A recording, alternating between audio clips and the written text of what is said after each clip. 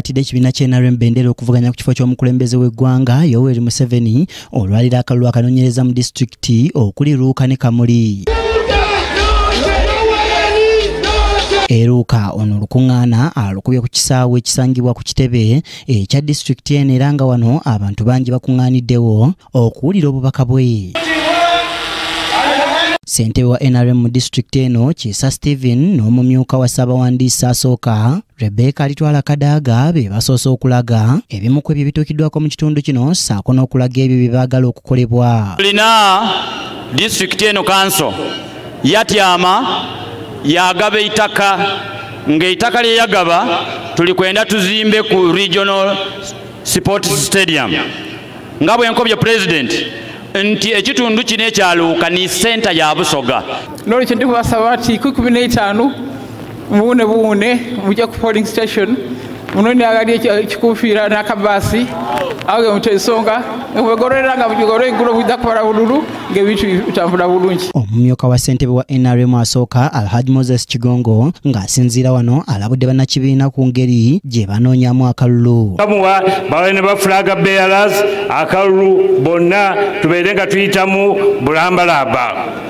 Munakikola ekyo bannange, munakikola ekyo naye okukikola kyetaagisa tubeere n'empisa nnungi nga tukozesa olulimi lulungi olusikiriza abantu babeere nga batuwa akalulu. Museveni abadde ne mukyala we era minisita w'ebyenjigiriza n'ebyemizannyo Janet Kataha Museveni era ng'ono yeebaziza Katonda gy'aggya eggwanga naddala mu byenjigiriza eyo gye byava ne wa gye biraga. Picture is not perfect yet.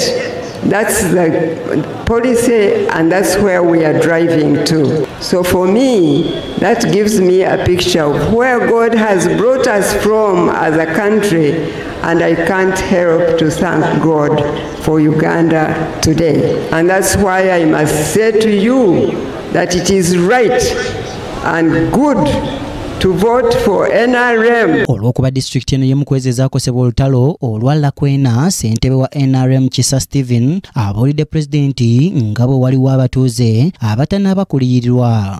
Honorable Minister for Presidency is here, Honorable Mire Babalanda. They were here with some official baidaba abala abantu mu Busoga abaakosebwa Lakwena.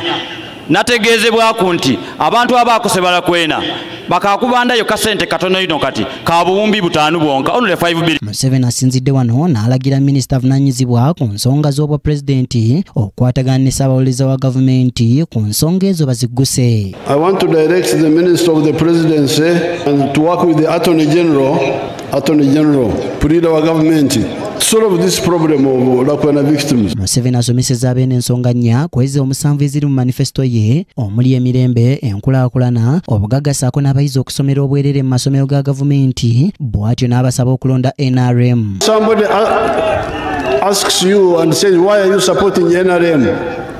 Tell him that NRM showed us that it had put a number of matafari on Uganda's house. Number 1, peace.